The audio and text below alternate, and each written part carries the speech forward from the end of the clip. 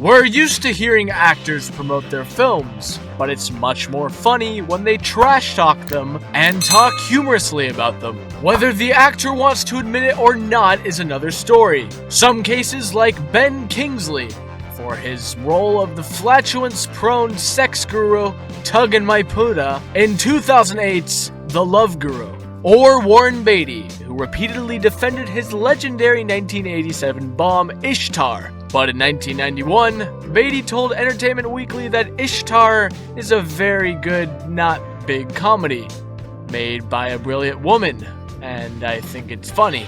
To criticize one's past not-so-stellar handiwork has become a popular pastime in Hollywood. So in this video, Patrol Clip will count down 10 actors who hate their own movies.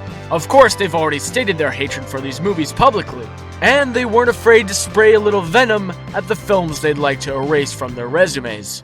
Number 10. Brad Pitt, The Devil's Own. In February of 1997, 8 weeks before The Devil's Own premiered, Brad Pitt shared his disappointment about Alan Pakula's IRA thriller with Newsweek. Well, we had a great script, but it got tossed for various reasons. To have to make something up as you go along? Boy, what pressure. It was ridiculous. It was the most irresponsible bit of filmmaking, if you can even call it that I've ever seen. Goodness.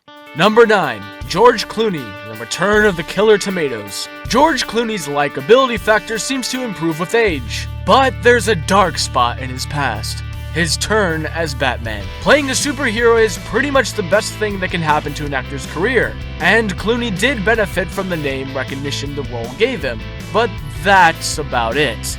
Being the chairman of Hollywood and known as a wonderful actor, he's been known to joke about his work as the Caped Crusader in Batman and Robin, even saying that he thought they might have killed the franchise. Luckily for us, that wasn't the case, until its revival in 2005, when Christopher Nolan rebooted the series. At Newsweek's 2012 Oscar Roundtable, Clooney talked about the dangers of acting for money. As an actor, all bets are off if you need money, he declared.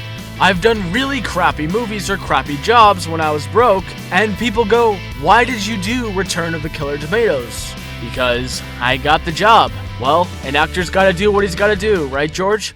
Number 8. Julia Roberts and I Love Trouble. Julia Roberts did not earn her America's Sweetheart moniker by being difficult, but Nick Nolte wouldn't know that. The two actors fell way short of expectations when they teamed up for I Love Trouble, Charles Shire's tribute to the fast-talking comedy genre. It wasn't long before the press got wind of the dueling actors on set, and while her team tried to avoid damage, Roberts couldn't help herself from making some thinly masked digs at her co-star. In a 1993 interview, she told the New York Times, "From the moment I met him, we sort of gave each other a hard time, and naturally, we get on each other's nerves. While he can be completely charming and also very nice, he's also completely disgusting. He's going to hate me for saying this, but he seems to go out of his way to repel people. He's a kick." The film, unsurprisingly, was disliked by audiences and critics. Number 7. Mickey Rourke in Passion Play. It's probably not that all surprising that Mickey Rourke has done his fair share of defame to his own movies. After all, this is the man who gave up his career as a Hollywood hunk to get his face beaten in for a living. But in 2011, Rourke opened up to New York Magazine about his many failed cinematic efforts. When asked about Passion Play, a movie he had recently wrapped up with Megan Fox and Bill Murray, Rourke noted that it was terrible. Another terrible movie. But you know, in your career and all the movies you make, you're going to make dozens of terrible ones. Fair enough, Mickey. Number 6. Sylvester Stallone, Stop, or My Mom Will Shoot. Sylvester Stallone doesn't pull any punches when it comes to his film career. Despite co-starring with the delightful Estelle Getty as the titular violence-prone mother, Stallone knows just how bad the film actually was. I made some truly awful movies, but no doubt Stop or My Mom Will Shoot was the worst, Stallone said. If you ever want someone to confess to a murder, just make him or her sit through that film. They will confess to anything after 15 minutes. Now, I really want to see it. Number 5. Halle Berry, Catwoman. When she showed up to collect her Razzie Award for Worst Actress for the film, she told the crowd, "You know, I've got so many people to thank. because you don't win a Razzie without a lot of help from a lot of other people. First of all, I want to thank Warner Bros. Thank you for putting me in a piece of god-awful movie. You know, it was just what my career needed, you know? I was at the top, and then Catwoman just plummeted me down to the bottom. After winning an Oscar for the indie hit Monsters Ball, Halle Berry donned the famous catsuit. Berry's manager, agent, lawyers, acting coach, nor the film's writers, cast, and director escaped her wrath. Meow, you've got a deep scratch, Halle. Number 4. Michael Caine, Jaws: The Revenge. The 1980s were a particularly odd time, as they saw Caine regularly transitioning from fantastic roles to atrocious ones. And while the two-time Oscar winner has seen his career resurrected in those years, thanks in large part to Christopher Nolan, the decades haven't always been so kind to Sir Michael. Case in point, in 1986, Caine was too busy shooting the 4th film in the Jaws franchise to accept his Best Supporting Actor Oscar for Woody Allen's Hannah and Her Sisters. But in his 1992 autobiography, What's It All About?, Caine wrote of Jaws: The Revenge. I have never seen it, but by all accounts, it is terrible.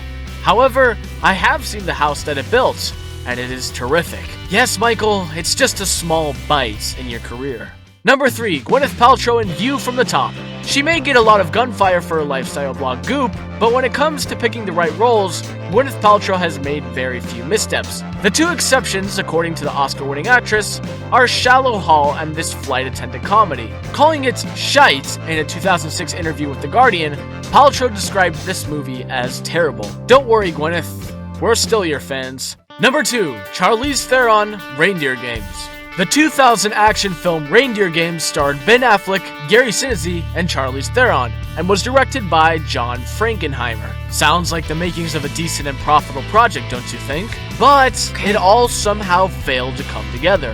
In the end, the film lost a lot of money and compiled a wealth of negative reviews, including one from its lead actress, who simply stated, "Reindeer Games was not a good movie." Well, Charlize, it's just one dark spot in your entire career. No worries. Number 1. Mark Wahlberg in The Happening.